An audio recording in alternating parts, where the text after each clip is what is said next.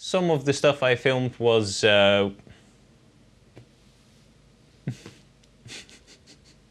always fun when people walk by and look into the window while I'm filming, because I'm taking advantage of natural sunlight here, and you know, people stare into this apartment quite a lot. The last one of these was May 2016, so it's been a while, and I'm a little bit rusty on the whole filming throughout the whole month thing. But, you know, it's backlit, trying to be pretentious again, so let's see how this is gonna end.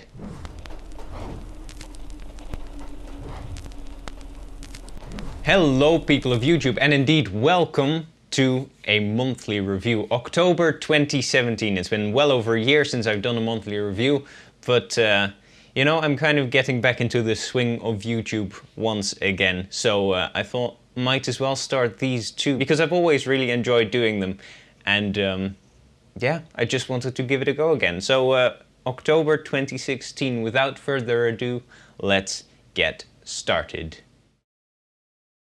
Quite early on in the month, Signe and I went down to the Tønsberg area in Vestfold in Norway. Signe and I have been living in Trondheim, a bit further north in Norway, for a little while now, and we haven't been to Vestfold during that entire time. So yeah, a few weeks ago we went back down for Signe's dad's birthday, and also to do some other stuff. Right, I haven't exactly filmed anything of Signe's dad's birthday, but what I have filmed was a shopping trip into Tønsberg, which was quite a lot of fun. It was quite a lot of fun to be back in Tønsberg again, because like I said, haven't been there in quite some time. So it was nice to walk around there once again, and to stalk Signe with my camera once again, because that is also a thing I haven't been doing for some time now.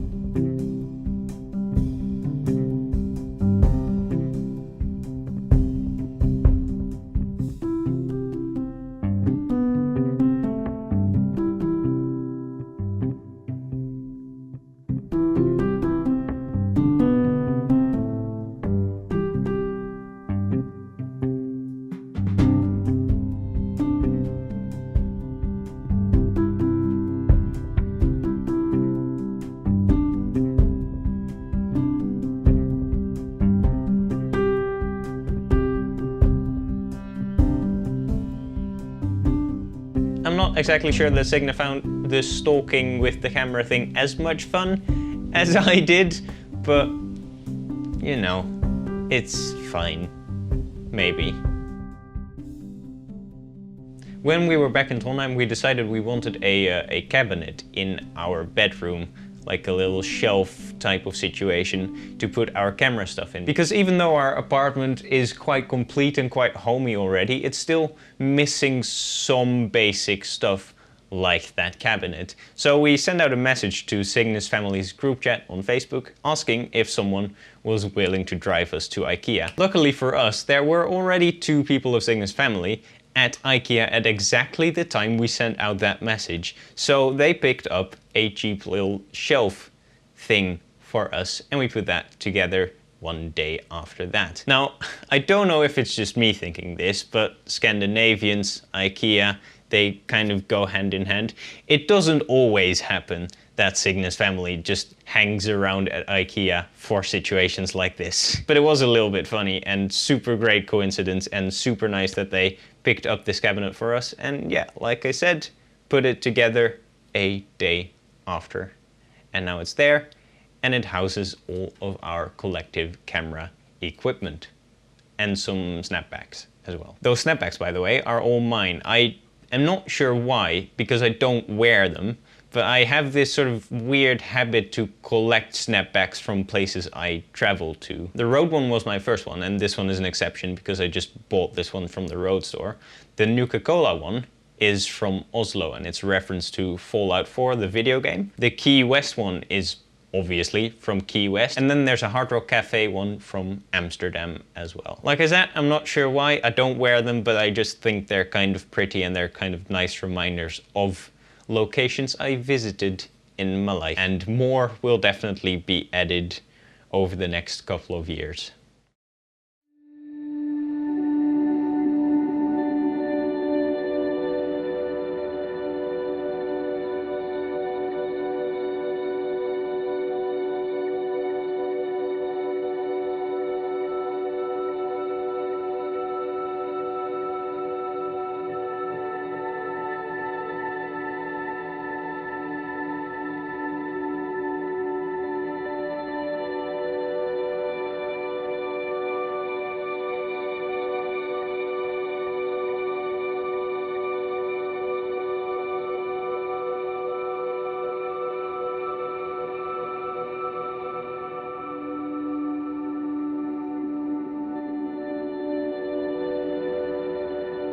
At the end of the month, I went to the Netherlands, and there's a bit of a story attached to this. I was supposed to go to the Netherlands for my graduation conversation, I suppose. I have been working on my final thesis and that sort of thing for a while, and just in case my final thesis would be approved, I would have to be in the Netherlands for a last conversation with my coach to see if I was actually ready to graduate for my communications bachelor's degree. Sadly, did not graduate. So I didn't really have any real purpose for being in the Netherlands anymore. However, I did already have my flights and that sort of thing booked, so I went to the Netherlands anyway, and I ended up being there for 8 days, I think, just over a week at least. And it was a lot of fun. It's always so much fun to be back in the Netherlands and seeing my family and doing all of the sleepover, friends visiting, dinners, that sort of thing with everyone. But it is very, very exhausting as well, because all of it is just very compressed into a short amount of time. But yeah, very fun as well. I didn't film a lot, which is a bit of a theme for this month. I'm gonna try to be a bit better in the next month, but what I did film was a journey my sister and I took down to Hilversum, which is sort of roughly in the Utrecht, Amsterdam-ish area. And Hilversum is the so-called media town of the Netherlands. And we went there to visit Beeld en Geluid, which means image and sound. Beeld en Geluid is a media archive slash sort of museum of Dutch media history. And we had some free tickets, so we thought it would be a good time to go there since I was in the Netherlands at that time.